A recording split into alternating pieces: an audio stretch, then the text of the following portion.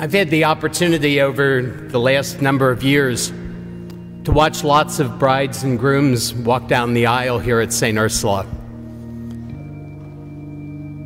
And every time I do, every time I see them walk forward to do what you two are about to do, the thing that goes through my mind is, where do they get the nerve to do this?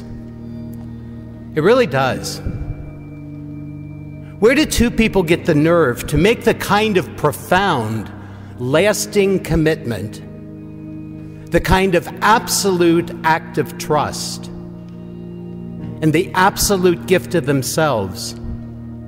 We don't just all of a sudden come to some bright notion that, this is what it's about. I think it takes a lifetime for any of us to be ready for that kind of commitment, for that kind of covenant into which they're about to enter.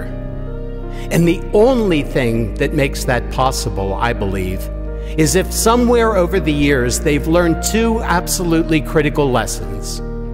One, that they are loved. And secondly, that they can love deeply. And you're the folks that taught them those lessons.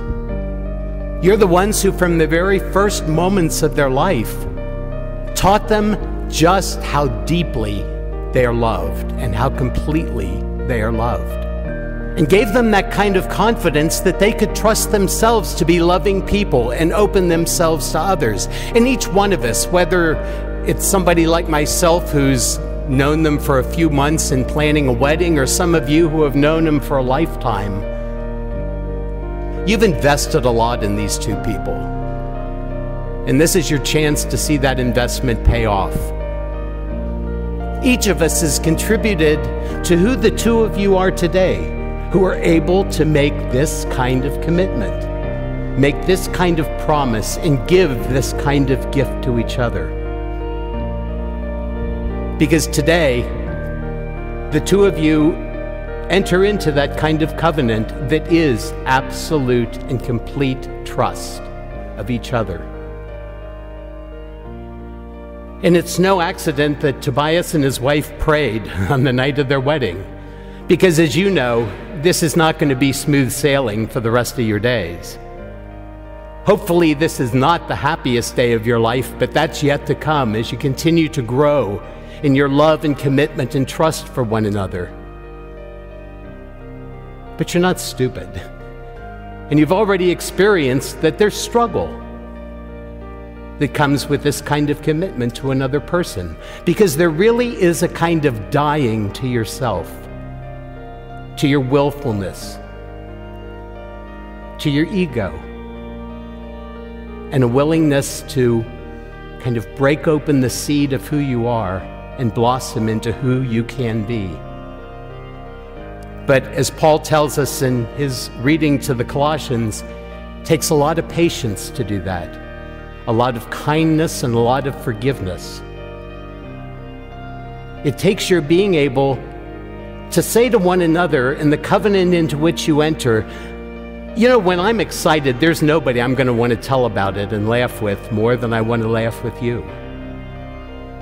And when things are absolutely awful, there's nobody that can make it better the way you can make it better. And there will be times when it won't get better. But the covenant that you enter into tonight says it's okay. We'll get through it, because we'll walk through the whole rest of our lives together.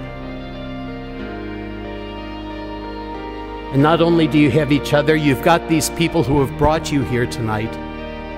You've got the absolute and complete love of God, who created you, who finds you precious and lovable in His sight, and who will continue to bless you and to delight as He sees you grow and blossom together into the people that He has created you to be.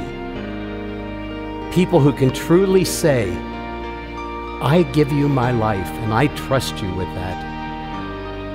And that's what I want forever. I will love you until I die. And even on the days when I don't like you, I'll still love you. That's a pretty profound commitment. That's a very profound covenant into which the two of you have come to enter. But I celebrate with you that this can work if you trust one another, if you forgive one another, and if you let yourselves die a little bit more every day and find out that you're more alive than you ever thought you could be.